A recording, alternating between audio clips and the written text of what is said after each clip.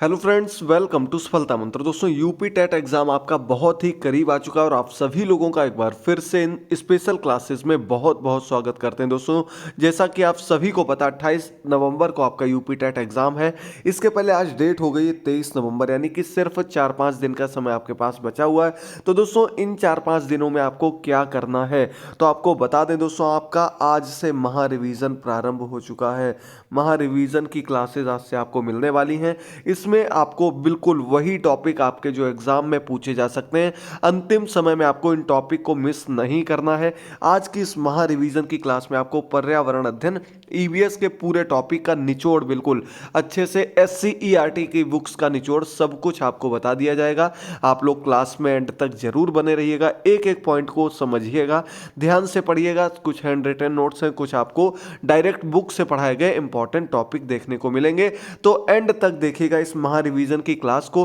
बाकी आपको संस्कृत के बाल विकास, हिंदी व मैथ सभी की एक एक करके महा रिवीजन क्लास और उनका एक एक मॉडल पेपर मिलने वाला है। आप लोग देखते रहिए, चैनल को सब्सक्राइब करिए और यूपी टेट 2021 की प्लेलिस्ट में जाकर के सभी पूरे पूरे टॉपिक को जरूर पढ़ लीजिएगा। चलिए शुरू करते हैं आज की अपनी इस क्लास को। और आपके एससीईआरटी यानी कि यूपी की प्राइमरी में जो बुक्स चलती हैं उससे जो सबसे मोस्ट टॉपिक उठाए गए हैं उनका यहाँ से रिवीजन प्रारंभ करते हैं। तो पहला पॉइंट आपका आ जाता, भारत में सर्वप्रथम आने वाले विदेशी कौन थे। तो दोस्तों, पुर्तगाली आए थे। वास्को डिगामा प्रथम पुर्तगाली था जो 1498 में कहाँ, केरल के कालीकट बंदरगाह पर आया था। 1498 में वास्को डिगामा। इसका डच आए थे। इसके बाद अंग्रेज आए थे। अंग्रेज प्लासी का युद्ध 1757 में हुआ था सिराजुद्दौला के साथ। इसके बाद से अंग्रेजों का मुख्य रूप से भारत पर पकड़ मजबूत हो गई थी। इसके पहले वो व्यापार करने आए थे, लेकिन यहां से उन्होंने पूर्ण रूप से सत्ता पर अपना अधिकार बना लिया था प्लासी के युद्ध के बाद से। इसके बाद डेन आए और फ्रांसीसी। ये इनका एक सबसे सरल सीरियल है, आप लोग याद कर लीजिए। जो प्रमुख है उनके नाम भी आपको दे दिए हैं और जो आपको क्रम बता दिया है। अगला, अंग्रेजों के साथ दूसरा निर्णायक युद्ध कौन सा हुआ। तो दोस्तों, प्लासी का युद्ध हुआ था। इसके बाद बक्सर का युद्ध हुआ था। कौन सा हुआ था? बक्सर का युद्ध। और ये युद्ध 1764 में हुआ था। मीर कासिम और क्लाइव के मध्य हुआ था और ये आपका मीर कासिम 1764 में। इसके बाद भारत के समाज सुधारक की बात हम लोग करते हैं तो भारत के समाज सुधारकों में मुख्य रूप से नाम आ जाता है राजा राम मोहन राय का। ब्रह्म समाज की स्थापना की थी 1828 में। इन्होंने बाल विवाह, सती प्रथा, इन सभी पर रोक लगवाई थी और अंग्रेजों के साथ मिलकर के, यानी कि अंग्रेजों को इन्होंने अपने साथ में लेकर के कानून बनवाए थे, सीधे सीधे एक्ट बनवा दिए थे ताकि इस प्रकार की कुरीतियों को जल्द से जल्द समाप्त किया जा सके। ये इन्होंने मुख्य कार्य किए थे। अगला है, और साथ ही साथ इनको कहते हैं कि आधुनिक भारत के सबसे प्रमुख समाज सुधारक में इनका नाम सबसे ऊपर रखा जाता है। अगला, महादेव गोविंद रानडे। इन्होंने प्रार्थना समाज की स्थापना की थी। अगला आपका दयानंद सरस्वती आर्य समाज की स्थापना की थी। सर सैयद अहमद खान, इन्होंने एग्लो ओरिएंटल कॉलेज, अलीगढ़ मुस्लिम विश्वविद्यालय, ध्यान रखिएगा दोस्तों, इसके दोनों नाम हैं, अलीगढ़ मुस्लिम विश्वविद्यालय की स्थापना सर सैयद अहमद खान ने की थी। इसके बाद आती हैं ज्योतिबा फुले। ज्योतिबा फुले जो आए हैं ये आपके सत्य शोधक समाज की स्थापना इन्होंने की थी और इनकी बुक का नाम है गुलामगिरी। इनकी बुक का नाम है सत्य शोधक समाज की इन्होंने स्थापना की, ज्योतिबा फुले, याद कर लीजिएगा। चलिए बढ़ते हैं।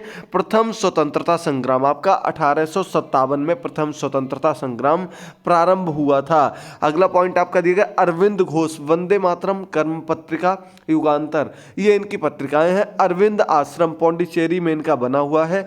वहीं से इन्होंने अपने लिए या कह सकते हैं देश के लिए जो कार्य मुख्य रूप से किए हैं वही आश्रम को स्थापित करके किए थे। अगला क्वेश्चन है, रविंद्रनाथ टैगोर, राष्ट्रगान इन्होंने लिखा है। इसके अलावा गीतांजलि, इसकी पुस्तक के लिए इनको नोबेल पुरस्कार भी दिया गया था। इसके बाद इनका उपनाम गुरुदेव है। शांति निकेतन विश्वविद्यालय की स्थापना इन्होंने की थी। रविंद्रनाथ टैगोर गुरुदेव उपनाम है और इनको नोबेल पुरस्कार दिया गया था। कहाँ का? साहित्य के क्षेत्र का नोबेल पुरस्कार इनको दिया गया था। मुंशी प्रेमचंद की बात करते हैं तो कलम का सिपाही मुख्य रूप से जाने जाते हैं। इसके अलावा गोदान, ईदगाह, नमक का दरोगा, पंच परमेश्वर, ये सब इनकी बहुत ही प्रसिद्ध रचनाएं हैं। उनमें आपकी कहानी संग्रह और उपन्यास के लिए इनको मुख्य रूप से जाना जाता है। अगले बढ़ते हैं हम लोग झंडा गीत। ये क्वेश्चन एग्जाम में पूछा जा सकता है। सबसे पहले आपको याद रखना झंडा गीत है क्या। तो दोस्तों आपने सुना होगा विजयी विश्व तिरंगा प्यारा और झंडा ऊंचा रहे हमारा, ये हमारा झंडा गीत है। आपने पूरा जरूर सुना होगा। ये श्याम लाल गुप्त पार्षद इनका उपनाम है, इनके द्वारा रचित है। इसी को क्या बनाया गया था, झंडा गीत बनाया गया था। हमारा जो फ्लैग के लिए जो सॉन्ग डेडिकेट किया जाता है उसी को झंडा गीत कहते हैं, वो इनके द्वारा लिखा गया था। भारतीय राष्ट्रीय कांग्रेस की स्थापना जो हुई थी 1885 में हुई थी और इसके संस्थापक जो थे वो A.O. ह्यूम थे। 1885 में संस्थापना हुई और ये आपके स्थापित करने वाले संस्थापक जो थे A.O. ह्यूम थे और इसके जो अध्यक्ष बनाए गए थे W.C. बनर्जी बनाए गए थे। मुंबई में इसकी स्थापना हुई थी, याद कर लीजिएगा। चलिए आगे बढ़ते हैं। कांग्रेस की प्रथम महिला अध्यक्ष कौन बनी थी, तो ये आपकी एनी बेसेंट बनी थी कांग्रेस की प्रथम महिला अध्यक्ष, याद कर लीजिए। थियोसॉफिकल सोसाइटी इन्होंने स्थापना की थी। जलियांवाला बाग कांड आपका 1919 में हुआ था। पूर्ण स्वराज की मांग लाहौर में अधिवेशन में 1929 में की गई थी, पूर्ण स्वराज की मांग। और यही आपका कह सकते हैं जो राष्ट्रीय गीत है वो भी यहीं पर गाया गया था। अगला है आपका भारत छोड़ो आंदोलन 1942 में हुआ था और करो या मरो का नारा महात्मा गांधी जी ने इस आंदोलन के अंतर्गत दिया गया था। 1942 में भारत छोड़ो आंदोलन हुआ था। चलिए आगे बढ़ते हैं। देश के प्रमुख धार्मिक ऐतिहासिक स्थान, यहां से क्वेश्चन बन सकता है। शंकराचार्य जी ने 4 दिशाओं में 4 धामों की स्थापना की थी। आदि गुरु शंकराचार्य जी इन्होंने चारों दिशाओं में, ऊपर उत्तर की बात करें तो वहाँ पर बद्रीनाथ धाम, इसके बाद गुजरात की बात की जाए तो इधर द्वारिकापुरी, इसके बाद तमिलनाडु यानी कि नीचे की बात की जाए दक्षिण की तो इन्होंने यहाँ पर रामेश्वरम, और उड़ीसा में यानी कि एक साइड में आपका इस रूप में देख सकते हैं आप लोग जगन्नाथपुरी की स्थापना की थी। चारों दिशाओं में 4 धाम जो कि कह सकते हैं हमारे हिंदू धर्म में सबसे प्रमुख माने जाते हैं, उन चारों धर्मों की स्थापना, जो चारों धाम हैं इनकी स्थापना शंकराचार्य जी ने की थी। कम समय में बिल्कुल आसान भाषा में एक एक चीज को बहुत ही ध्यान से समझते रहिएगा। बिल्कुल सिलेक्टेड पॉइंट्स आपको बता रहे हैं जो कि आपके यूपी टेट के साथ साथ आने वाले सुपर टेट में भी बहुत ही ज्यादा मदद करने वाले हैं। इसके साथ ही साथ आपको बता दें भी हाल ही में नरेंद्र मोदी जी ने केदारनाथ में आदि गुरु शंकराचार्य जी की एक लगभग 12 फुट ऊंची मूर्ति या शिला से बनाई गई एक प्रतिमा का अनावरण किया था, भी हाल ही में केदारनाथ में किया था, याद कर लीजिएगा। अगला स्वर्ण मंदिर कहां पर है, अमृतसर में स्थित है, पंजाब में है स्वर्ण मंदिर। इसके बाद ख्वाजा मोइनुद्दीन चिश्ती की दरगाह अजमेर में है, इंपॉर्टेंट है ये भी। बौद्ध सांची स्तूप मध्य प्रदेश में है। एलोरा अजंता की गुफाएं आपकी महाराष्ट्र में है।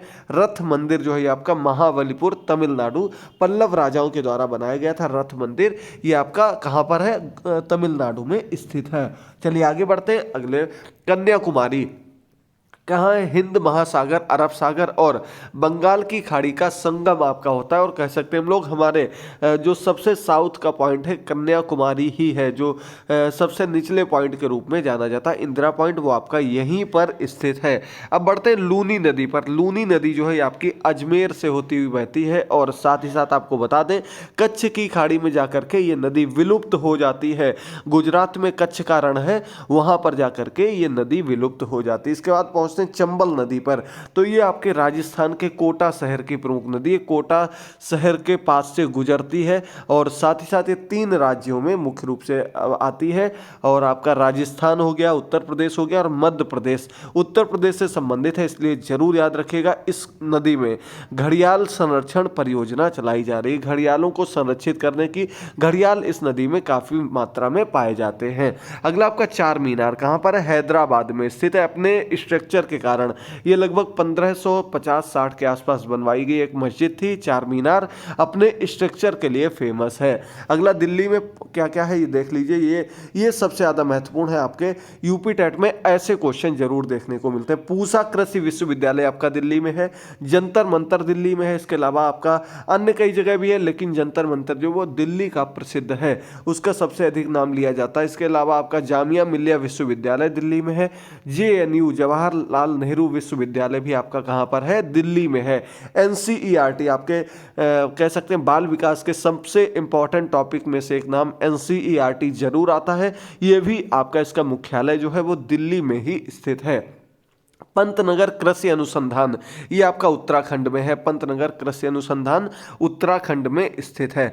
नेशनल डेयरी शोध अनुसंधान करनाल में है, हरियाणा में स्थित है। डेयरी शोध संस्थान या अनुसंधान ये आपका करनाल में स्थित है। डॉकिंसबर्ग पर्वत ये आपका कहाँ, साउथ अफ्रीका, दक्षिण अफ्रीका में है, अफ्रीका महाद्वीप में स्थित है। पौंडीचेरी जो है ये आपका एक छोटा सा राज्य है और यह केंद्र शासित प्रदेश के रूप में इसको जाना जाता है। 4 जिलों से मिलकर बना, केवल यहाँ पर 4 जिले हैं। कौन कौन से हैं? यनम है, माहे है, कराईकल है और पौंडीचेरी है। ये आपको यहाँ पर याद रखने, 4 जिलों से मिलकर बना है आपका पौंडीचेरी। और इसके बाद बढ़ते हैं इंपॉर्टेंट क्वेश्चन की ओर। स्टेथोस्कोप क्या है? तो दोस्तों, हृदय की गति मापने के लिए जिस यंत्र का हम लोग प्रयोग करते हैं वो स्टेथोस्कोप कहलाता है। स्फिग्नोमेनोमीटर ये आपका ब्लड प्रेशर मापने का, वायु दाब मापने का, रक्त दाब मापने का यंत्र होता है स्फिग्नोमेनोमीटर। स्टेथोस्कोप की खोज की थी रेने लेनक ने किसकी? स्टेथोस्कोप की खोज की थी। हृदय की धड़कन पोटेशियम से नियंत्रित की जाती, किससे की जाती? पोटेशियम से नियंत्रित की जाती है। और शरीर का तापमान, ये क्वेश्चन कई बार आपका यूपी टेट में आया है, शरीर का तापमान देख लीजिएगा जरूर। तो यहाँ पर आपको याद रखना है 37.6 डिग्री सेल्सियस आपका, अगर सेल्सियस में आएगा तो 37.6 डिग्री सेल्सियस आपका मनुष्य का, स्वस्थ मनुष्य का तापमान होता है। और जब फ़ारेनहाइट की बात आती है तो 98.4 98.4 डिग्री फ़ारेनहाइट होता है। ये स्वस्थ शरीर का, स्वस्थ मनुष्य का तापमान होता है। अगला आपका, भारत की पहली नगरीय सभ्यता कौन सी थी? तो सिंधु घाटी सभ्यता जो है ये नगरीय यानी कि सुव्यवस्थित सभ्यताओं में इसका नाम सबसे ऊपर आता है। पूर्ण रूप से व्यवस्थित सभ्यता थी सभी नजरियों से अगर देखा जाए। चलिए अब कुछ महत्वपूर्ण पॉइंट्स की ओर बढ़ते हैं जो कि आपके एग्जाम में निश्चित तौर पर पूछे जा सकते हैं। भूमि के भीतरी भागों में छिपी चीजों की खोजबीन करने वालों को क्या कहते हैं? भूगर्भ वैज्ञानिक कहते हैं। यानी कि जो धरती के नीचे से चीजों का पता लगाते हैं, मिट्टी का पता लगाते हैं, वह अन्य खनिज या कई चीजों का पता लगाते हैं, वे भूगर्भ वैज्ञानिक कहलाते हैं। खगोल वैज्ञानिकों के अनुसार दूरी के हिसाब से पृथ्वी सूर्य से तीसरे स्थान पर है। यह सूर्य से 14.88 किलोमीटर करोड़ किलोमीटर दूर है। ये क्या है? पृथ्वी तीसरे स्थान पर है, यानी कि सूर्य से जब हम लोग ग्रहों में गिनती करते हैं तो तीसरे नंबर पर हमारी पृथ्वी आती है। और सूर्य से यानी कि ये लंबी जो अंतरिक्ष की दूरी है ये किसमें? प्रकाश वर्ष में मापी जाती है। इनकी जो यूनिट होती है वो प्रकाश वर्ष होती है। अगला आपका, सौर परिवार का सबसे बड़ा ग्रह बृहस्पति है और सबसे छोटा ग्रह बुध है। सबसे पास का ग्रह भी कौन सा है? बुध ग्रह सूर्य के सबसे पास का ग्रह है। चंद्रमा पर सबसे पहले 20 जुलाई 1969 को पहुंचने वाले व्यक्ति कौन थे? नील आर्मस्ट्रांग थे। इन्होंने सबसे पहला कदम चांद पर रखा था 20 जुलाई 1969 को। जैसे एक उपग्रह पृथ्वी का चक्कर लगाता है वैसे ही अनेक उपग्रह बृहस्पति और शनि के चक्कर लगाते हैं। यानी कि पृथ्वी का चक्कर लगाने वाला जो एक प्राकृतिक उपग्रह है वो कौन सा है?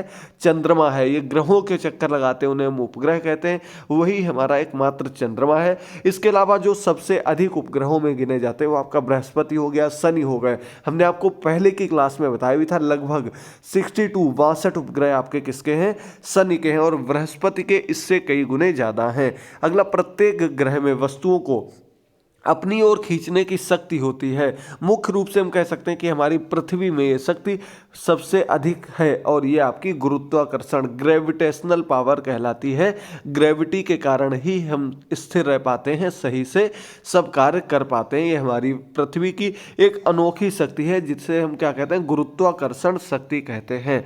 चलिए आगे बढ़ते हैं अगले पॉइंट्स की ओर। तो दिया गया है सूर्य से दूरी के अनुसार जो आपके ग्रह हैं उनके बारे में जानकारी। सौर मंडल से 1-2 क्वेश्चन जरूर पूछे जाते हैं, तो देख लीजिएगा। बुध ग्रह जो ये आपका सांवला भूरा और सबसे छोटा ग्रह है, 88 दिन समय लगता है इसे सूर्य का चक्कर लगाने में। इसके बाद आपका आता है शुक्र ग्रह। इसे क्या कहते हैं? पृथ्वी की बहन तारा के रूप में जाना जाता है, भगिनी ग्रह के रूप में जाना जाता है। ये आपका काले स्लेटी रंग का चमकीला ग्रह होता है और ये आपका 225 दिन इसको लगते हैं चक्कर लगाने में, सूर्य का चक्कर लगाने में। इसके बाद हमारी पृथ्वी आ जाती है। हरी और नीली से ब्लू प्लैनेट प्लेनेट भी कहते हैं। अंतरिक्ष से देखने पर मुख्य रूप से कैसी दिखाई देती है? नीले रंग की दिखाई देती है। इसे 365 दिन लगते हैं सूर्य का चक्कर लगाने में। मंगल की बात करें तो ये लाल तांबे जैसा रंग है, इसे लाल ग्रह के रूप में भी जाना जाता है और ये 687 दिन इसको लगते हैं। इसके बाद आते हैं बृहस्पति, सबसे बड़ा ग्रह जो आपको हमने बताया था गुलाबी रंग है, सबसे बड़ा ग्रह। 12 वर्ष इसको लग जाते हैं, समझ लीजिए कितनी दूरी पर है, 12 वर्ष इसको लग जाते हैं चक्कर लगाने में। इसके बाद आते हैं शनि की ओर, तो शनि आपका लाल काला रंग, चारों ओर वलय छल्ले से घिरा हुआ, 30 वर्ष इसको लगते हैं सूर्य का चक्कर लगाने में। इसके बाद अरुण की ओर बढ़ते हैं तो ये नीले रंग का है, 84 वर्ष लगते हैं। और सबसे दूर आपका वरुण आ जाता है, ये भी नीले रंग का दिखता है और 165 वर्ष इसको चक्कर लगाने में लगते हैं। सबसे अधिक समय, सबसे अधिक दूरी पर कौन हो गया? तो वरुण हो गया, इसे सबसे अधिक समय लगता है। चलिए आगे बढ़ते हैं। तो कुछ पॉइंट आपके दिए गए हैं कि विश्व में भारत क्षेत्रफल की दृष्टि से 7वें स्थान पर है। कहाँ पर है? 7वां सबसे बड़ा देश है क्षेत्रफल के आधार पर, एरिया के अकॉर्डिंग। भारत के पूर्व से पश्चिम तक की अधिकतम दूरी जो है वो आपका 2933 किलोमीटर है। पूर्व से पश्चिम की बात कर रहे हैं, इधर से, यानी कि इधर आपका हमने आपको बताया था गुजरात वाला एरिया, दूसरी साइड आपका इधर मुंबई वाला एरिया, ये जो है ये दूरी आपकी कितनी है? ये लगभग 2933 है, याद कर लीजिएगा। ये याद समझते रहे, मुंबई नहीं ये कह सकते हैं, दूसरा जो छोर है उधर की हम लोग बात कर रहे हैं। इसके अलावा उत्तर से दक्षिण यानी कि ऊपर से नीचे की जब हम लोग बात करते हैं तो ये आपका 3214 किलोमीटर है, 3214 किलोमीटर उत्तर से दक्षिण तक की दूरी है, ये वाला पॉइंट और ये पॉइंट की जो दूरी है याद कर लीजिएगा। चलिए आगे बढ़ते हैं। तो यहाँ पर आपको जानकारी दी गई, लद्दाख और अरुणाचल प्रदेश के पहाड़ी इलाकों में याक नामक पशु सवारी और सामान ढोने के काम आता। क्या होता है? याक होता है। आपने देखा होगा भारी शरीर पर बाल होते हैं, सर्दी वाले स्थानों पर पाया जाता है। ये सामान ढोने और पशु सवारी के काम आता है। हिमालय के पश्चिमी भाग में एवरेस्ट, कंचनजंगा, नंदा देवी के ऊंचे बर्फीले शिखर हैं। ये संसार की सबसे ऊंची चोटियां हैं। माउंट एवरेस्ट आपको पता होगा विश्व की सबसे ऊंची है। इसके अलावा आपका कंचनजंगा K2 आती है, हमारे भारत की सबसे ऊंची चोटी के रूप में जानी जाती। नंदा देवी इसके बाद में आती है। अगला आपका गंगा और यमुना, जिन ग्लेशियर से निकलती हैं वो गंगोत्री यमुनोत्री हैं। ये आपके ऊपर हिमालय के क्षेत्र से ही निकलने वाली नदियां हैं। गंगोत्री इसका गंगा जी का उद्गम स्थल है और यमुनोत्री यमुना जी का उद्गम स्थल है। आगे बढ़ते हैं। हिमालय के क्षेत्र में वन्य जीवों की सुरक्षा विकास के लिए कॉर्बेट नेशनल पार्क उत्तराखंड में, जिम कॉर्बेट नेशनल पार्क, और इसके अलावा आपका काजीरंगा नेशनल पार्क असम में स्थित है, जो आपका कह सकते हैं एक सींग वाले गेंडे, एशियाई गेंडे, भारतीय गेंडे, इनके लिए मुख्य रूप से जाना जाता है। आप लोगों ने जरूर पढ़ा होगा, जिम कॉर्बेट सबसे पहला सबसे पुराना हमारा नेशनल पार्क है और इसका पहले नाम था हैली नेशनल पार्क, 1935 में बना था। बाद में इसका नाम जिम कॉर्बेट नेशनल पार्क रख दिया गया। उत्तराखंड के नैनीताल में स्थित है। चलिए आगे बढ़ते हैं।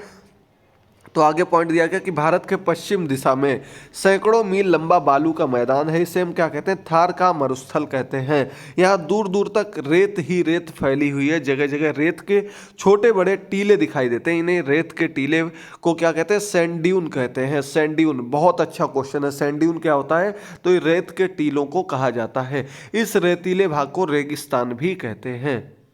चलिए आगे बढ़ते हैं। तो यहाँ कुओं में पानी नहीं होता, यदि होता है तो बहुत गहराई में होता है। हम कहाँ की बात कर रहे हैं? रेगिस्तानी एरिया की बात कर रहे हैं, मुख्य रूप से जो हमारा राजस्थान का क्षेत्र है। इस भाग में नदियाँ बहुत कम होती हैं, नदियाँ प्रायः सूखी रहती हैं।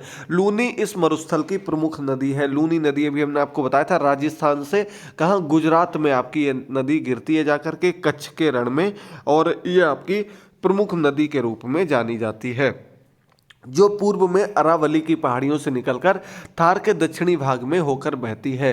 अरावली की पहाड़ियाँ आपकी सबसे प्राचीन पर्वत श्रृंखलाओं में से, पहाड़ियों में से एक गिनी जाती हैं और ये आपके कहाँ पर? मुख्य रूप से राजस्थान के क्षेत्र में फैली हुई हैं। चलिए आगे बढ़ते हैं। पानी कम होने के कारण यहाँ पर जो पेड़ पौधे होते हैं वो कम पाए जाते हैं। अकेसिया, कैक्टस, झार, खेजरा, कांजू, खजूर इस प्रदेश के में पाए जाने वाले मुख्य रूप से पेड़ पौधे, नाम याद कर लीजिएगा।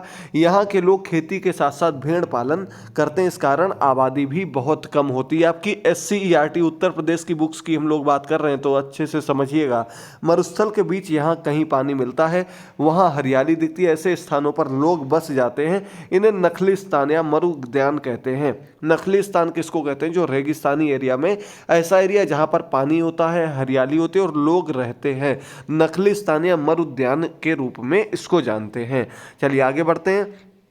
तो लावे से बनी मिट्टी, तो लावा जो होता है आपको पता होगा, ज्वालामुखी से निकलता है लावा, और ये करोड़ों वर्ष पहले, दक्षिण का पठार आज की तरह नहीं है, पृथ्वी के भीतरी भागों में हलचल के कारण क्या होता है, ये भाग हिलने लगा और आंतरिक हलचल से जमीन में जगह जगह विस्फोट हुए, लाल काला गर्म तरल लावा निकलकर चारों ओर फैल गया और कई वर्षों तक यह लावा बहता रहा और फैलता रहा।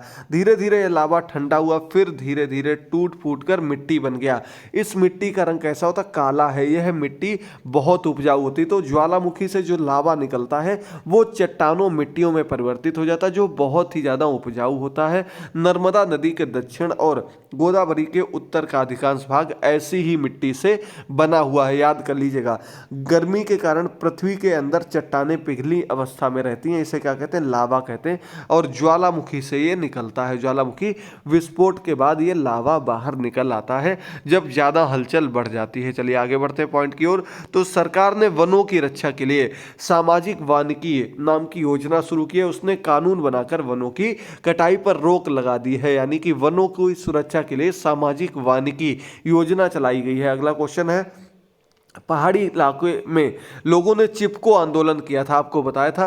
श्री सुंदरलाल बहुगुणा इसमें मुख्य रूप से जाने जाते हैं। पेड़ों की कटाई रोकने की कोशिश की गई थी और चिपको आंदोलन का नारा था, लकड़ी पानी और बयार ये हैं जंगल के उपकार। ये पॉइंट इंपॉर्टेंट है, लकड़ी पानी और बयार ये हैं जंगल के उपकार, ये चिपको आंदोलन का प्रमुख नारा था। अगला पॉइंट आपके सामने, उत्तराखंड के गढ़वाल इलाके में लड़के लड़कियों की शादी के अवसर पर पेड़ लगाने की प्रथा शुरू की गई। ये भी महत्वपूर्ण है।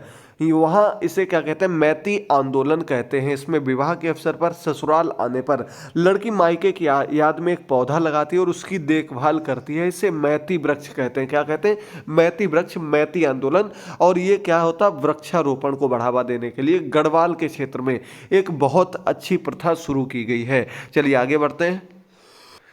तो अगला दिया गया, बीमारी एवं संक्रमण फैलाने वाले रोगाणुओं से बचने का सबसे आसान तरीका क्या है?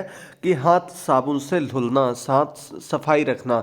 इसलिए बच्चों में यह आदत विकसित करने के लिए 15 अक्टूबर को विश्व हाथ धुलाई दिवस के रूप में मनाया जाता है। ये काफ़ी इंपॉर्टेंट है, तिथियां आपकी पूछ दी जाती हैं। तो विश्व हाथ धुलाई दिवस आपका 15 अक्टूबर को मनाया जाता है। चलिए आगे बढ़ते हैं। तो दिया गया, नीचे दिए गए दरगाह और मंदिरों को उनके शहर की जोड़ी से आपको मिलाना है। इंपॉर्टेंट है, इजी है, आप लोग आसानी से मिला सकते हैं। देखिए जल्दी से। तो आपका ब्रह्मा जी का जो मंदिर है ये कहाँ पर है? पुष्कर में स्थित है, महत्वपूर्ण है। जैन मंदिर कहाँ पर है? सभी लोगों को पता होगा, जैन मंदिर ये आपका दिलवाड़ा, राजस्थान में ये भी स्थित है। दिलवाड़ा जगह है जहाँ पर ये मुख्य रूप से जाना जाता है। इसके अलावा स्वर्ण मंदिर आपका अमृतसर में, अभी आपको ऊपर बताया था। चिश्ती मोइनुद्दीन चिश्ती जी की दरगाह जो ये आपका अजमेर में स्थित है, अजमेर राजस्थान में स्थित है।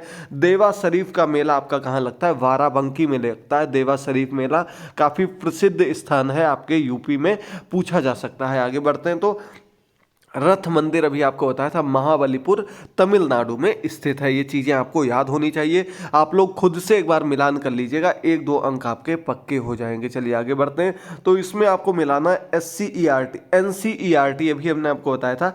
NCERT कहाँ पर आपका? ये आपका नई दिल्ली में स्थित है। कहाँ पर है?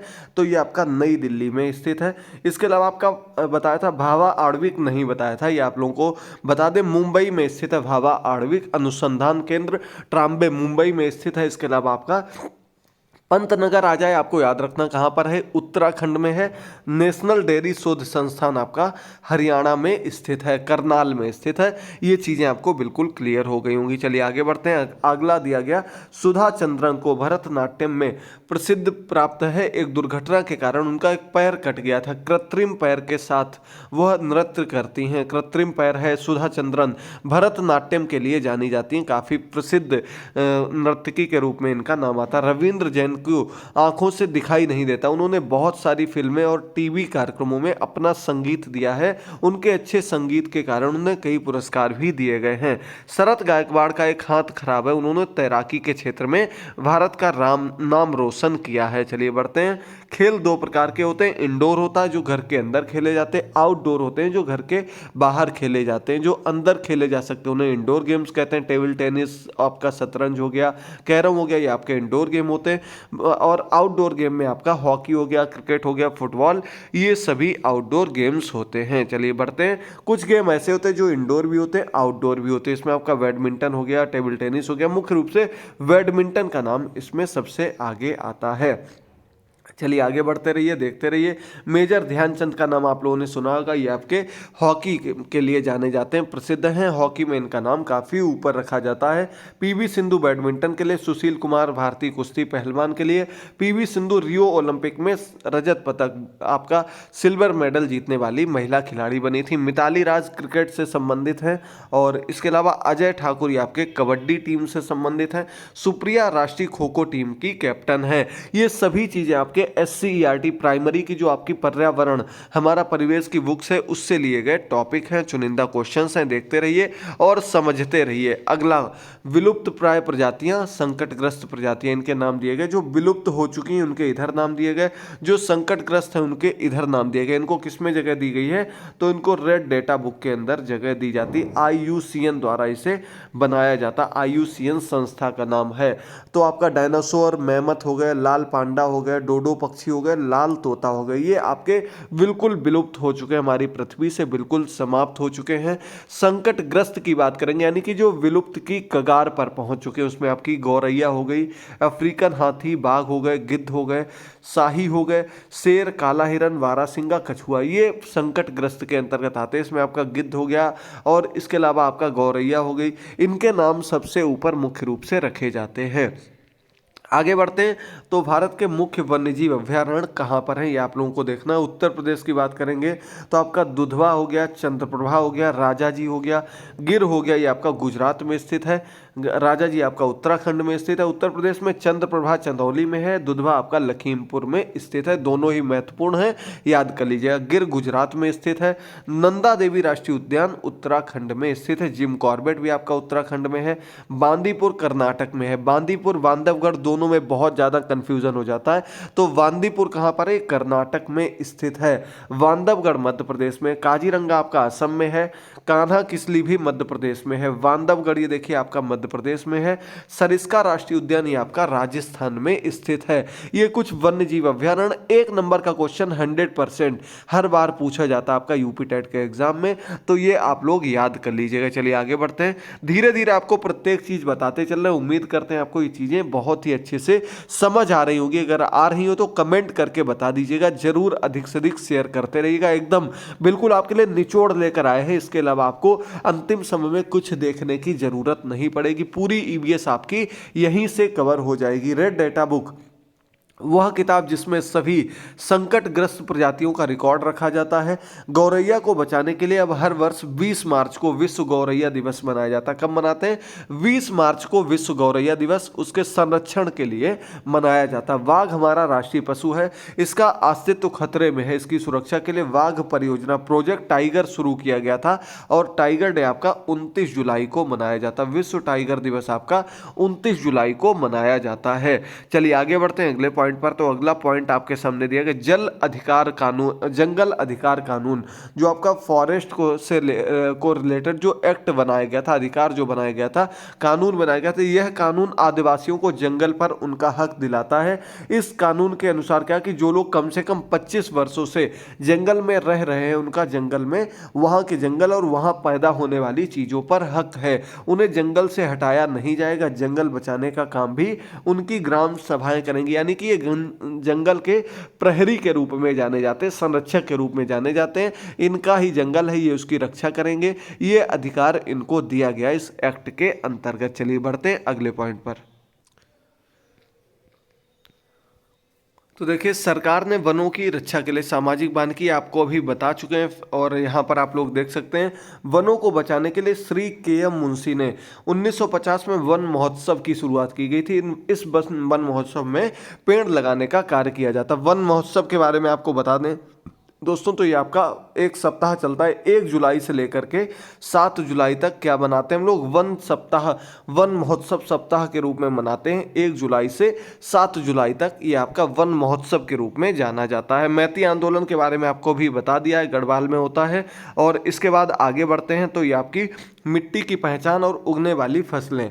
यहाँ से ज़्यादा क्वेश्चन नहीं बनते हैं, लेकिन देख लीजिएगा, बलुई मिट्टी, चिकनी मिट्टी, सिल्ट मिट्टी और दोमट मिट्टी, इसके आप लोग सामने जो पहचान दी गई एक बार एक नज़र डाल लीजिएगा। उससे होने वाली फसलों पर भी एक नज़र डाल लेना। इसकी PDF आपको बिल्कुल फ्री में हमारे टेलीग्राम चैनल पर मिल जाएगी, वहाँ पर जाकर के वहाँ से डाउनलोड कर सकते हैं। और सभी अन्य क्लासेस के लिंक भी आपको वहाँ पर दिए गए। फसलों का चक्र देख लीजिएगा, एक नंबर दे सकता है तो धान, मक्का, ज्वार, बाजरा, मूंग, उड़द, गन्ना, कपास, तंबाकू, जूट आदि ये फसलें कब की? एक समय में होने वाली फसलें हैं। ये आपकी वर्षा ऋतु जुलाई से अगस्त में प्रारंभ होती हैं।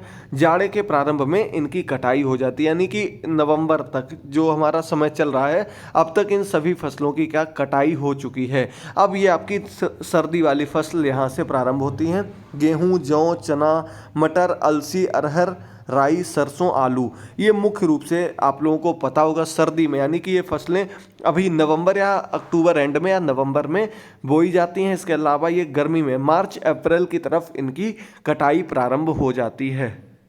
तो गर्मी में इनकी कटाई होने के बाद एक फसल और होती है। मुख्य रूप से इस फसल को नहीं जाना जाता, लेकिन कई क्षेत्रों में जैसे सब्जियां उगा दी, ककड़ी, खरबूजा, तरबूज, ये आपके गर्मी में प्रारंभ होती है अप्रैल में, और जून की तरफ इनकी कटाई हो जाती है। जून मुख्य रूप से वर्षा के आसपास इनकी कटाई हो जाती है। मुख्य रूप से आपके कह सकते हैं हम लोग वलुई क्षेत्र में मुख्य रूप से होती है, जैसे आपकी खरबूजा, तरबूज, ककड़ी, ये फसलें होती हैं गर्मी में।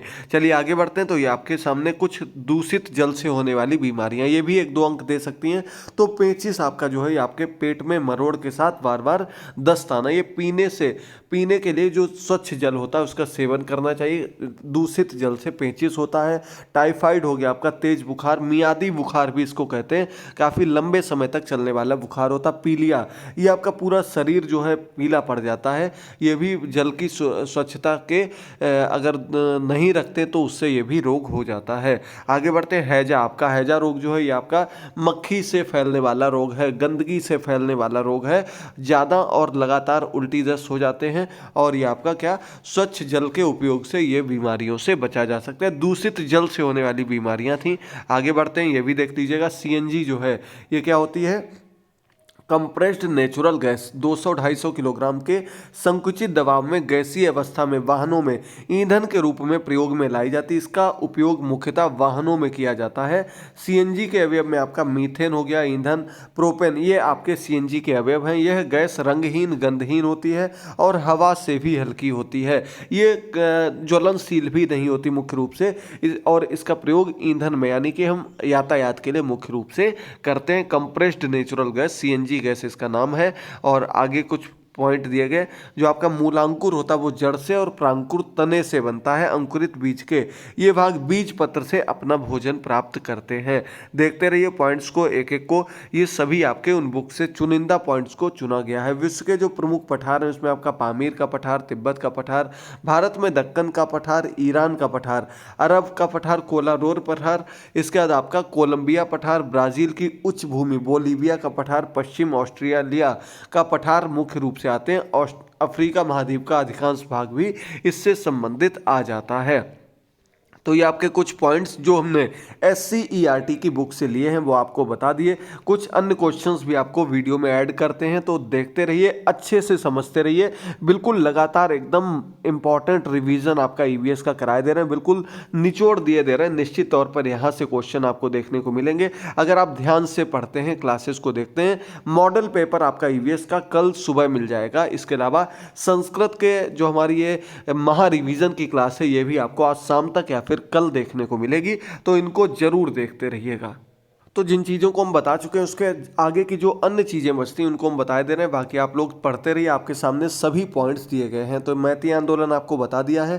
तापमान कम होने से जीवाणु जल्दी नहीं पनपते, इसीलिए फ्रिज में चीज़ जल्दी खराब नहीं होती, क्योंकि वहाँ आपका एक तापमान होता है और वो भी तापमान कैसा होता है, कम होता है, जिस वजह से जीवाणु कम तापमान में नहीं पनप पाते हैं। प्रकाश संश्लेषण की क्रिया पौधों के भोजन बनाने की क्रिया को कहते हैं और ये आपकी सूर्य के प्रकाश में संभव होती है। कार्बन डाइऑक्साइड पौधे दिन में ग्रहण करते हैं और उसमें जल हो गया, सूर्य का प्रकाश हो गया और क्लोरोफिल, ये सभी मिलकर के क्या बनाते हैं, ये सभी मिलकर के कार्बोहाइड्रेट बनाते हैं या कह सकते हैं सुक्रोज ग्लूकोज बनाते हैं, जो पौधों के लिए भोजन का कार्य करता है और इससे ऑक्सीजन गैस निकलती है जो कि हम लोग श्वसन में प्रयोग करते हैं। अगला point, Venus flytrap, Nepenthes, diphtheria आदि कीटभक्षी पौधे हैं जो नाइट्रोजन की कमी को पूरा करने के लिए कीटों का भरण करते हैं। ये नाइट्रोजन की कमी के लिए करते हैं ऐसा और इनसे, कीटों से इनको नाइट्रोजन प्राप्त होती है। अगला है, किसान सिंचाई के लिए जल नदी तालाब कुओं से प्राप्त करते हैं, पानी प्राप्त करते हैं सिंचाई के लिए। धान की फसल में सर्वाधिक पानी की आवश्यकता होती है, गेहूं चना मटर में अपेक्षाकृत पानी की आवश्यकता कम होती है। धान की फसल जो होती है इसमें पानी अधिक होता है। साथ ही साथ आपको बता दें ये आपका एक प्रकार का कृत्रिम पारिस्थितिकी तंत्र का एक उदाहरण भी होता है धान का खेत, क्योंकि इसमें पानी भरा होता है। अगला आपका, ककड़ी खरबूजा तरबूज की फसलें पानी के साथ तेज धूप में होती हैं। हमने आपको बताया था अप्रैल मई में मुख्य रूप से फसलें होती जब बहुत अधिक गर्मी पड़ती है। सिंचाई के लिए ड्रिप यानी कि टपक, स्प्रिंकलर, छिड़काव विधि प्रयोग करनी चाहिए, इससे पानी का कम खर्च होता है और साथ ही साथ फसलों की जो क्षमता होती है वो अधिक अच्छी होती है। चंद्रगुप्त मौर्य के राज्यपाल पुष्यगुप्त ने सुदर्शन झील का निर्माण कराया था। अशोक महान ने जगह जगह कुएं खुदवाए थे, प्याऊ का निर्माण कराया था। स्कंदगुप्त के ने सुदर्शन झील का पुनर्निर्माण कार्य कराया और सल्तनत काल में फिरोज शाह द्वारा कुएं व जलाशय में कई बड़ी नहरों का निर्माण किया गया था। जो पदार्थ किसी द्रव में घुले होते हैं उन्हें विलेय कहते हैं, जिस द्रव में उन्हें घोला जाता है उन्हें विलायक कहते हैं। याद करते रहिएगा, जो महत्वपूर्ण है वो आपको बताते चल रहे हैं। और इसके अलावा मोम, तारकोल जल में अविलेय, मिट्टी का तेल और पेट्रोल जल में विलेय होते हैं।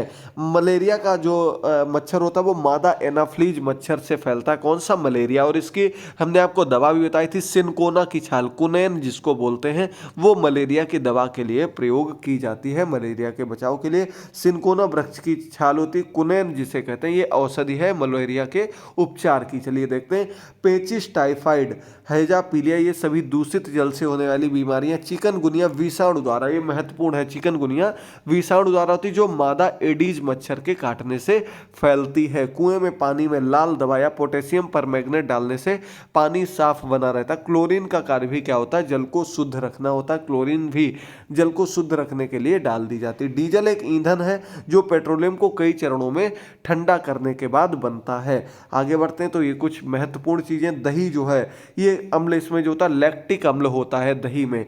इसके अलावा सेब में आपका मौलिक अम्ल होता है, टमाटर में आपका ऑक्सैलिक अम्ल होता है, लाल चींटी और मधुमक्खी इनके डंक में आपका फॉर्मिक अम्ल होता है। इसीलिए काटने पर बहुत तेज जलन मचती है और उस जगह पर सूजन आ जाती है। लाल चींटी और मधुमक्खी में फॉर्मिक अम्ल होता है। अगला आपका ये देखिए, फिर से वही फॉर्मूला दिया गया, ये कई बार पूछा गया और आप लोग कंफ्यूज हो गए हैं। CO2 + 12H2O, सूर्य का तापमान, क्लोरोफिल, इससे मिलकर के C6H12O6 यानी कि ग्लूकोज बन जाता है हमारा, 6O2 निकलते हैं, 6H2O बच जाते हैं और 673 किलो कैलोरी ऊर्जा। ये चीज जरूर याद कर लीजिएगा, महत्वपूर्ण होती है इसका रिएक्शन। अगले बढ़ते हैं हम लोग, तो दिया गया अरेखित पेशी अनैच्छिक रूप से गति करते हैं, रेखित पेशी ऐच्छिक रूप से गति करते हैं। ऐसे पौधे जो जल की अधिकता वाली जगहों पर पाए जाते हैं उन्हें जलोदभिद कहते हैं। जो जल की अधिकता में होते हैं उन्हें क्या कहते हैं? जलोदभिद कहते हैं। जैसे कमल हो गया, आपका सिंघाड़ा हो गया, ये मुख्य रूप से आते हैं। ऐसे पौधे जहां जल की उपलब्धता सामान्य श्रेणी में होती है उन्हें समोदभिद कहते हैं। आम, पीपल हो गया, यानी कि ये आपके कैसे होते हैं? जल जहां नहीं चाहिए ज्यादा, खुले मैदान में होते हैं, सिर्फ उनको थोड़ा सा जल चाहिए होता है जो कि सिंचाई के रूप में उनको दिया जाता है। ऐसे पौधे जो पानी की कमी में होते हैं यानी कि रेगिस्तानी क्षेत्र में होते हैं उन्हें क्या? मरुदभिद कहते हैं। नागफनी, कैक्टस, यूफोरिया, ये सब इसके अंतर्गत आते हैं। अगला आपका प्रकाश संश्लेषण की क्रिया में हरे पौधे बाहर निकलने वाली गैस क्या होती है? ऑक्सीजन गैस निकलती है जो हम श्वसन में करते हैं और ये दिन की क्रिया होती है। तो दिन में पौधे क्या ग्रहण करते हैं? CO2 गैस ग्रहण करते हैं, ऑक्सीजन गैस छोड़ते हैं। कार्बन डाइऑक्साइड को ग्रहण करते हैं, ऑक्सीजन गैस को छोड़ते हैं। अगला, डेंगू किससे फैलता है? एडीज मच्छर से। मादा आपका एडीज मच्छर से डेंगू भी फैलता है और चिकनगुनिया भी इसी से फैलता है। अगला पॉइंट दिया गया, समुद्र के पानी से नमक वाष्पीकरण द्वारा बनाया जाता है। गंदे पानी को स्वच्छ करने के लिए स्कंदन विधि का प्रयोग करते हैं। चावल को पॉलिश करने पर थायमीन विटामिन नष्ट हो जाती है। पारिस्थितिकी शब्द का प्रयोग अर्नेस्ट हैकल ने किया था, याद कर लीजिए दोस्तों। पारिस्थितिकी अलग है, पारिस्थितिकी तंत्र अलग है। तो हम जब बात करते हैं पारिस्थितिकी की तो नाम आ जाएगा अर्नेस्ट हैकल का। जब हम पारिस्थितिकी तंत्र की बात करते हैं तो नाम एजी टेंसले का आ जाता है। किसका आता है? एजी टेंसले। अगला काफी महत्वपूर्ण है, बाघ परियोजना भी ऊपर आई थी, प्रोजेक्ट टाइगर। ये आपकी कब हुई थी? ये आपकी 1973 में प्रारंभ हुई थी, प्रोजेक्ट टाइगर। इसका प्रोजेक्ट एलिफेंट, हाथी के बचाव के लिए भी ये अभियान चलाया गया था, संरक्षण अभियान चलाया गया, जो 1992 में, 1973 में टाइगर, 1992 में आपका हाथी वध परियोजना शुरू की गई थी। इसके अलावा वायु प्रदूषण के मुख्य स्रोत क्या होते हैं? आपकी अमोनिया हो गई, CO कार्बन मोनोऑक्साइड हो गई, CO2 हो गई। इसके अलावा आपकी CFC क्लोरोफ्लोरोकार्बन हो गया। इसके बाद SO2 हो गई, SO2 हो गई, SO3 हो गई, NO2 हो गई। ये मुख्य रूप से आपके वायु प्रदूषण के मुख्य गैसें मानी जाती हैं। मनुष्य की हृदय की जो तीव्रता होती है वो कितनी होती है? देख लीजिएगा, आपकी डेसिबल में दी गई है, यहाँ पर क्लियर नहीं, आगे आपको बता देंगे। आगे आपका सामान्य बातचीत में ध्वनि की तीव्रता 50 से 60 डेसिबल होती है। सबसे कम जैव विविधता ध्रुवीय प्रदेशों में पाई जाती है। जो आपके ध्रुव होते हैं वहाँ पर सबसे कम जैव विविधता क्यों पाई जाती है? क्योंकि वहाँ का मौसम जो होता है वो एक समान ठंडा बना रहता है। और जैव विविधता के लिए हमें बहुत ही ऐसा मौसम चाहिए जो हर एक समय बदलता रहे, बारिश भी आए, धूप भी मिले, सर्दी भी मिले। ऐसी जगह पर जैव विविधता अधिक पाई जाती है। सर्वाधिक जैव विविधता वाला देश कौन सा है? भारत देश का नाम आता है। अफ्रीका महाद्वीप में भी सर्वाधिक जैव विविधता देखने को मिलती है। भारत का तप्त स्थल क्या है? यानी कि जो जैव विविधता के लिए सबसे प्रसिद्ध है वो आपका पश्चिमी घाट है, केरल के पास का क्षेत्र है मुख्य रूप से। विश्व का उष्ण कटिबंधीय वन कौन सा? सुंदर वन है, जो आपका पर ग्लोबल वार्मिंग का खतरा मंडरा रहा है। यहाँ पर आपका जो सबसे बड़ा वन है सुंदर वन, विश्व का उष्ण कटिबंधीय वन कौन सा? सुंदर वन है। और ये आपके यहाँ पर ग्लोबल वार्मिंग का खतरा मंडरा रहा है। WWF world wild life fund जो है ये आपका कहलाता है। और इसका जो हमने आपको बताया था, जो इसके लिए आइकन है वो क्या है? जाइंट पांडा है, जो आपका चाइनीज पांडा के रूप में भी जाना जाता है। LPG गैस पे दुर्गंध के लिए क्या मरकैप्टन डाली जाती है? उसमें बहुत ही दुर्गंध युक्त पदार्थ होता है, जिससे कि इसके रिसाव का पता चल सके। लिक्विड पेट्रोलियम गैस के रूप में इसको जाना जाता है। अंतर्राष्ट्रीय स्तर पर वन्य जीवों की सुरक्षा के लिए IUCN है। IUCN रेड डेटा बुक का निर्माण करती है, याद कर लीजिएगा। आगे बढ़ते हैं तो समुद्र का 0.65% जल कैसा है? पीने योग्य है। यानी कि इतने बड़े समुद्र में केवल 0.65% जल ही पीने योग्य होता है। रुके हुए पानी में क्या होता है? मलेरिया रोग फैलता है। और अगर पानी साफ है तो उससे डेंगू के मच्छर पैदा होते हैं। एक स्थान पर रुका हुआ साफ पानी। लाइकेन क्या होता है? सहजीवी होता है। और साथ ही साथ क्या है? यह आपका वायु प्रदूषक सूचक के रूप में भी जाना जाता है। इसके अलावा चलिए बढ़ते हैं आगे क्वेश्चन पर। मनुष्य के शरीर की जैव रासायनिक प्रयोगशाला यकृत है, लिवर होता है। जैव रासायनिक प्रयोगशाला के रूप में हम जानते हैं। यकृत के द्वारा अमोनिया को यूरिया में बदल दिया जाता है। पृथ्वी का अपनी धुरी पर घूमना दिन और रात होने वाला का प्रमुख कारण है क्या? पृथ्वी का अपनी धुरी पर घूमना, इसी के कारण क्या होते हैं? दिन और रात होते हैं। जेट्रोफा से बायोडीजल तैयार किया जाता है। डीजल का एक रूप तैयार कर लिया जो जेट्रोफा के पौधे से बनता है।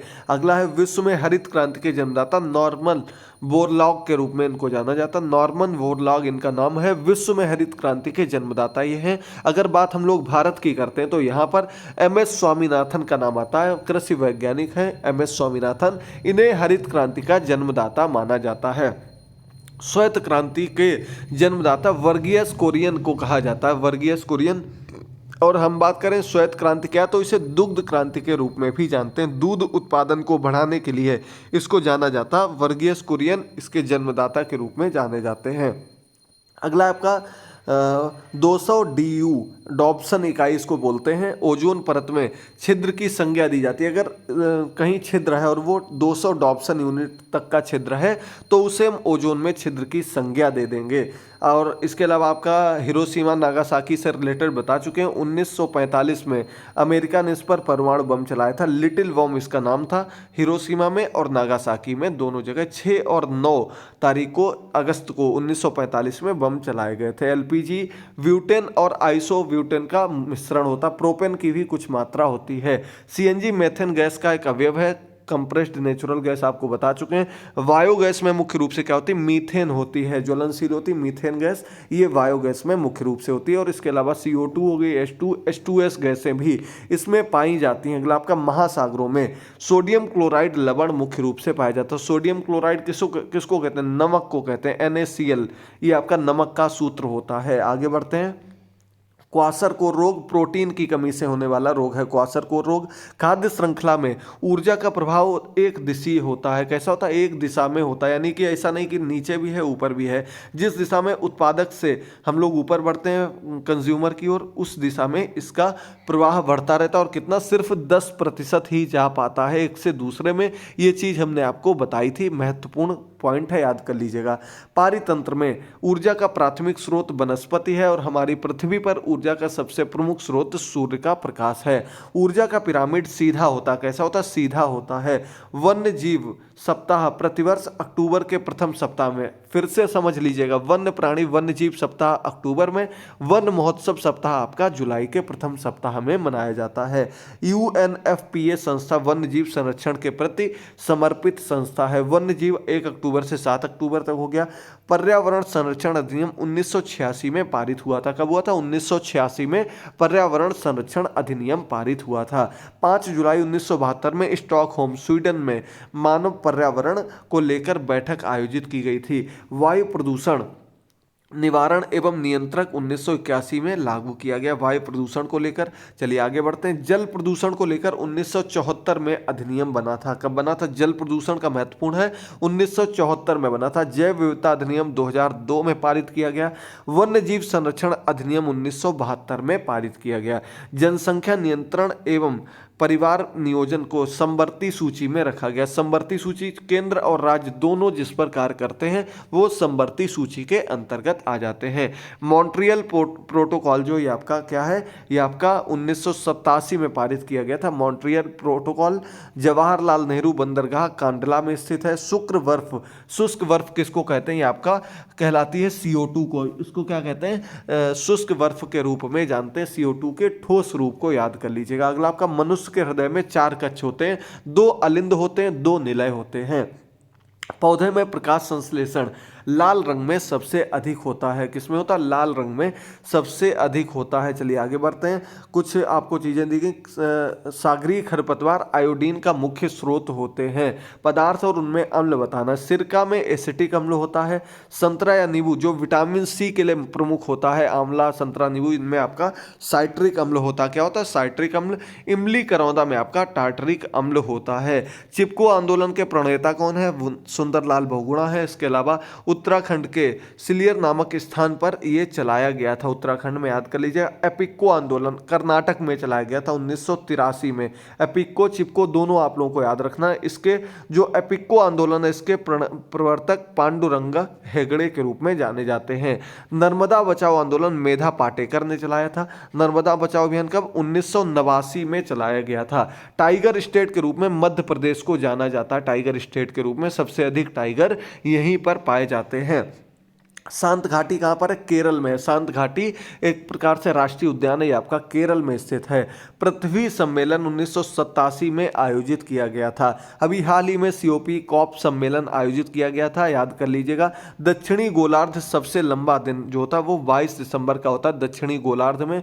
यूरोप को अफ्रीका से अलग करने वाला सागर जो वो भूमध्य सागर है, यूरोप अफ्रीका महाद्वीप को जो अलग करता है। अगला, भारत में पूर्व में पश्चिम की ओर बहने वाली सबसे लंबी नदी कौन सी है, नर्मदा नदी है, पूर्व से पश्चिम की ओर बहने वाली नदी। तिब्बत का पठार विश्व का सबसे ऊंचा पठार है, तिब्बत का पठार। SO2 NO2 अम्लीय वर्षा के प्रदूषक के रूप में जाने जाते हैं। अम्लीय वर्षा वायु प्रदूषक की श्रेणी में रखा गया अम्लीय वर्षा को। और आपको पता होगा जो ताजमहल का रंग पीला दिखने लगा है वो भी इसी का एक कारण है। अम्लीय वर्षा के कारण संगमरमर पर जब ये H2SO4 बनकर के अम्लीय वर्षा होती तो उससे सफेद रंग जो वो पीले रंग में परिवर्तित हो गया। विश्व में जल संकट का प्रमुख कारण नगरीकरण है, यानी कि जितना जितना कह सकते हैं हम लोग जो नगर की ओर बढ़ रहे हैं, साथ ही साथ जनसंख्या वृद्धि हो रही है, जल संकट के मुख्य कारण है। हरित गृह प्रभाव जो आपका ग्रीन हाउस इफेक्ट होता है, इसके द्वारा पृथ्वी पर इंफ्रारेड रेडिएशन होता है। हरित गृह प्रभाव से इंफ्रारेड रेडिएशन होता है। हरित गृह प्रभाव के लिए उत्तरदायी गैस मुख्य रूप से CO2 गैस है, अन्य भी है SO2, जितनी भी प्रदूषक गैसें होती हैं वे सभी इसके लिए जिम्मेदार मानी जाती हैं, देख लीजिएगा। CO2, N2O, CH4 ये सभी ग्रीन हाउस गैस के रूप में जानी जाती हैं। स्पर्श गंगा अभियान गंगा की स्वच्छता के लिए चलाया गया अभियान है। धुएं और कोहरे से स्मॉग बनती है। 1992 में पर्यावरण सुरक्षा से संबंधित पृथ्वी सम्मेलन रियो डी जेनेरियो कहाँ है, ब्राजील में है, यहाँ पर आयोजित किया गया था।